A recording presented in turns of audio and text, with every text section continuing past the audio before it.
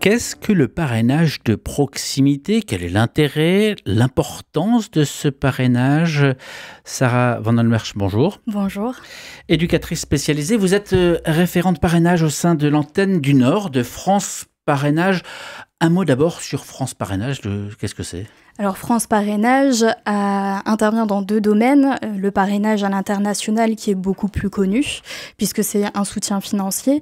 Mais on intervient, et moi j'interviens surtout en tant qu'éducatrice spécialisée, dans le cadre du parrainage de proximité qui a pour but de parrainer un enfant près de chez soi. Justement, c'est l'objet de votre présence ici, de nous expliquer, de nous faire comprendre ce que c'est ce parrainage de proximité. D'abord concrètement, en quoi ça consiste? En quoi ça consiste? Ça consiste simplement à partager de son temps avec un enfant qui a des besoins, qui peut être soit placé en maison d'enfants, en famille d'accueil ou au domicile parental.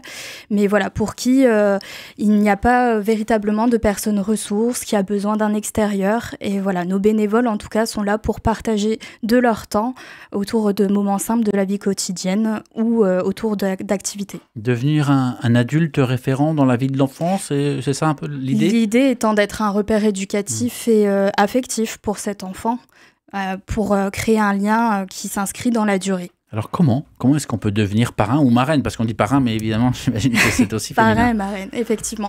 Alors, la démarche est assez simple puisqu'on peut s'inscrire à une réunion d'information directement via notre site internet.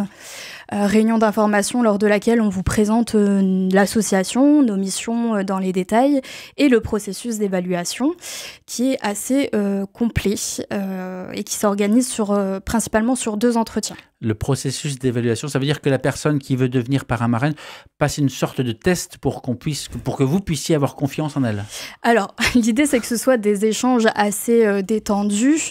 On fait connaissance surtout. Le premier entretien s'organise avec un premier éducateur de l'équipe de Lille, du coup, lors duquel on fait connaissance, on questionne un peu les motivations des parrains-marraines candidats, leur histoire de vie, qu'est-ce qui les amène à parrainer, qu'est-ce qu'ils ont envie de partager avec cet enfant, quel profil d'enfant ils imagineraient parrainer. Parce qu'on peut choisir le profil de l'enfant qu'on va parrainer? Alors, choisir de manière très précise, non, c'est nous qui avons la main là-dessus, mais c'est pour avoir une idée de comment le candidat parrain-marraine se projette, par exemple par rapport à sa propre composition familiale. Si le candidat parrain-marraine a des enfants, peut-être qu'il ne se verrait pas parrainer un enfant plus grand, plus petit, par exemple. Avoir un enfant du même âge, ça peut aider? Ça peut aider dans la création du lien. On se fixe aussi beaucoup en fonction des besoins de l'enfant parrainé, parce que des fois, cet enfant a besoin d'exclusivité. Parfois, il ne s'entend pas avec les plus jeunes ou les plus âgés. Donc, c'est des choses qu'on évalue tout au long du parcours. Alors, on parle d'enfant depuis tout à l'heure, mais si j'ai bien lu mes notes, c'est quasiment du bébé au jeune adulte, hein. C'est quel âge à quel âge? C'est ça. Alors, notre plus jeune parrainé a 2 ans et on a les possibilités d'accompagner les parrainages jusqu'à l'âge de 21 ans. Ouais. Donc effectivement, ça ne fait pas les mêmes liens. Alors concrètement, à quoi ça engage le parrain, la marraine? Ça engage à donner de son temps de manière régulière quand même pour créer du lien, lien de confiance. Tous les jours, toutes les semaines, tous les mois, tous les 6 mois? Alors c'est un rythme justement qu'on convient ensemble lors des entretiens en fonction des disponibilités des parrains-marraines. C'est un rythme aussi qui peut évoluer en fonction de comment se déroule aussi le parrainage au fur et à mesure des mois et des années. L'idée étant quand même d'y aller de manière progressive, mais sur un rythme régulier. Donc on a des enfants qui vont une fois tous les 15 jours en demi-journée, en journée ou un week-end complet. Certains toutes les 3 semaines, une fois par mois. C'est des choses qu'on construit vraiment ensemble. Là, vous dites que c'est l'enfant qui se rend chez le parrain ou la marraine. C'est oui. Comme ça que c'est le principe du fonctionnement. Oui, c'est ça. En fait, le parrain ou la marraine va chercher l'enfant sur son lieu de vie, passe soit une demi-journée, une journée ou un week-end complet avec lui et le ramène sur son lieu de vie. Et on appelle ça parrainage de proximité. La proximité, ça veut dire aussi géographiquement, c'est très proche? Bien sûr. L'idée, c'est vraiment que ce soit au plus près du domicile du parrain ou de la marraine. C'est une chose aussi qu'on vient évaluer au cours des entretiens. On vient questionner le parrain, la marraine sur combien de temps de trajet il est en mesure de faire, il se propose de faire, et nous, on fait au plus près, au mieux. Est-ce que c'est du bénévolat ou est-ce que c'est rémunéré? C'est du bénévolat. Nous, on ne donne aucunement de l'argent, c'est vraiment du bénévolat, c'est-à-dire que aussi les activités que les parrains marraines proposent sont financées par les parrains marraines. Même si nous, par moment dans l'année, on peut proposer des sorties exceptionnelles grâce à nos partenaires et nos mécènes. Selon le dernier recensement, les chiffres paraissent assez fous. C'était une enquête de l'adresse qui date de 2020, mais depuis les chiffres ont encore augmenté. On était entre 28 et 30 000 enfants confiés à l'aide sociale à l'enfance dans la région des Hauts-de-France. Près de 30 000 enfants confiés aujourd'hui dans la région. Ça paraît fou. Vous confirmez le chiffre, la proportion? Je confirme, chiffres qui sont en augmentation constante depuis notamment 2020. Une famille d'accueil ou un lieu d'accueil, plus un parrain, une marraine, ça ne fait pas trop dans l'écosystème de l'enfant si l'enfant est déjà placé dans une famille d'accueil? Alors, la particularité de nos parrains marraines, c'est que justement, ce n'est pas des professionnels et que dans l'idée du parrainage, c'est que ce soit un lien qui s'inscrit dans la durée et pour toute la vie. Donc, permettre à un enfant d'avoir un parrain, une marraine, ça lui permet, une fois qu'il y a une réorientation, un changement de lieu d'accueil, un retour au domicile parfois, de maintenir ces liens-là, alors qu'à l'inverse, des professionnels, à un moment donné, vont quitter son écosystème, justement. Vous venez de dire il y a 2 minutes que c'est bénévole, il n'y a pas d'argent qui est engagé. Comment vous faites pour tenir sur le long terme des engagements qui matériellement ne tiennent pas sur justement un engagement financier? Alors nous, on précise dès le départ qu'il y a un engagement financier par les activités que les parrains marraines proposent. Mais le parrainage, c'est aussi le partage de moments très simples de la vie quotidienne. Je discutais encore hier sur une mise en place de parrainage avec une éducatrice en foyer qui disait mais en fait, les enfants qu'on accompagne au quotidien ne savent même pas ce que c'est de cuisiner. Ils ne nous voient pas faire puisque c'est des cantines en fait qui nous ramènent les repas. Donc l'idée du parrainage, c'est ça. C'est aussi, c'est pas forcément un aspect financier. Là, si je vous entends bien, ce que vous êtes en train de dire à celles et ceux qui nous écoutent, c'est vous pensez ne rien avoir à offrir à un enfant, mais juste de passer un moment à cuisiner ou à faire des choses toutes simples, c'est déjà sortir de l'ordinaire. Oui, et puis on a parfois des parrains marraines qui, en début de parrainage, forcément, on se connaît pas, c'est compliqué, comment on va faire avec l'enfant? On les détend rapidement en disant, mais vous savez, juste faire des crêpes, en fait, c'est précieux pour eux. C'est des moments simples, mais qu'ils n'ont pas l'habitude de faire ou qui ne connaissent pas. Quels sont les retours que vous avez? Ça va bientôt faire 2 ans que vous êtes à ce poste, chez France Parrainage. Est-ce que vous avez déjà eu des retours de familles ou d'adultes? Quels sont les retours? Les retours sont plutôt positifs. Ce qui revient la plupart du temps, c'est que c'est une réelle aventure humaine, c'est une histoire de rencontre, mais aussi c'est une transmission et un partage mutuel. C'est pas juste le parrain, la marraine qui donne à l'enfant. Nos parrains marraines disent qu'eux aussi ils reçoivent beaucoup finalement. Mais ils reçoivent quoi?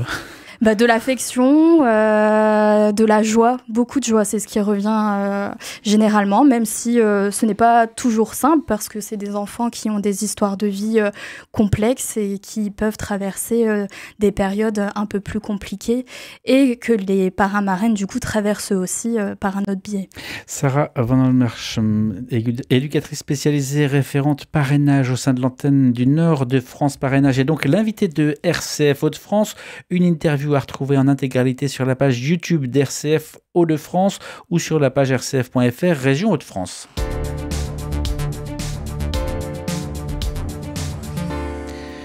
On a pas mal parlé des enfants, mais on a peu parlé des parrains, des marraines. Quel est le profil? Est-ce qu'il s'agit de couples, de familles, de célibataires, de jeunes, de retraités? Quel est le profil? Alors, on a un peu de tout comme parrain, marraine. On a des personnes seules, en couple, avec, sans enfants, retraités, actifs, mais n'est pas parrain qui veut quand même, puisqu'on a ce processus d'évaluation. Mais si vous en avez l'envie, vous pouvez être parrain, marraine. La devise de l'association, c'est un lien qui peut transformer une vie. Vous venez d'en parler de cette transformation de la vie. Combien Combien d'enfants, justement, sont parrainés, là, ici, à l'antenne où vous travaillez? On est à un peu plus de 150 sur l'île. Et vous arrivez à avoir un profil et des enfants et des parrains-marraines, ou vraiment c'est très différent? Alors j'ai envie de vous dire, on a surtout beaucoup plus de demandes de parrainage pour des enfants, donc beaucoup d'enfants en attente, et un peu moins de parrains-marraines bénévoles qui sont en attente là de parrainage. Mais on arrive quand même de manière régulière à recruter des candidats, mais bien évidemment on en manque. Est-ce qu'il faut être des parents ou des adultes modèles? Non, on a des parrains-marraines qui n'ont pas d'enfants et qui, justement, expérimentent parfois l'accueil d'un enfant avec le parrainage.